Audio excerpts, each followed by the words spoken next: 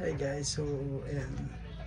Babayaran na natin yung bangka. So ito yung pera, babayaran natin ng cash. Nandito ako sa ilalim kasi daming tao sa labas. So let's see.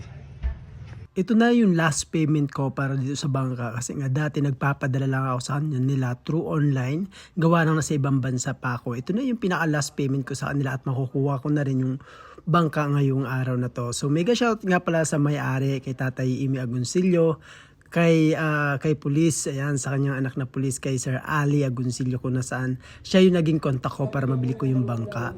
And then kay Mami Emmy, kay Mami Mercy, ayan, Manungsong, ayan, yung naka-pink, siya po yung asawa ni Tatay Emmy. So sa part na to, magpipirmahan na kami. So narinig nyo may boses pen dyan. So hindi ko na siya mute kasi nga gusto ko marinig nyo din. So yung usapan din namin, medyo kuwan lang naman yung usapan namin. Mega shoutout nga din pala kay Captain, ayan, o dyan sa barangay nila Mams kung saan pinirmahan niya na yung kasunduan namin sa pagbili ko ng bangka.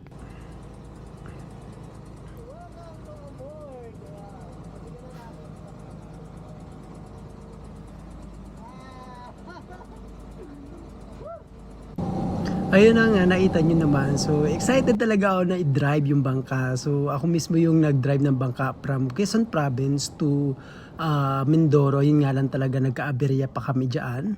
So, talagang napakahirap pala talaga i-handle kapag malaking bangka. First time ko rin to magkaroon ng ganito kalaking bangka at ito yung pinakaunang investment ko na masasabi ko na bilang negosyo, magiging negosyo ko bilang OFW. Kasi nga, sa totoo lang, meron na kaming lupa, meron na rin kami so may bahay na rin kami kahit pa paano. So ito na yung pinaka-investment ko para mag-start ng negosyo. At masasabi ko mag-i-stay muna ako sa Pilipinas para lang maasikaso yung negosyong ito.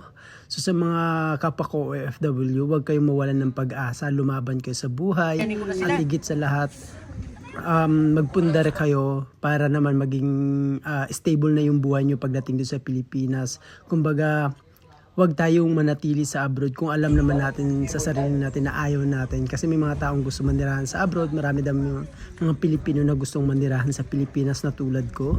Kaya ako for now, magpo-for good muna ako. Aasikasuhin ko muna yung negosyo ko, yung business ko na bangka.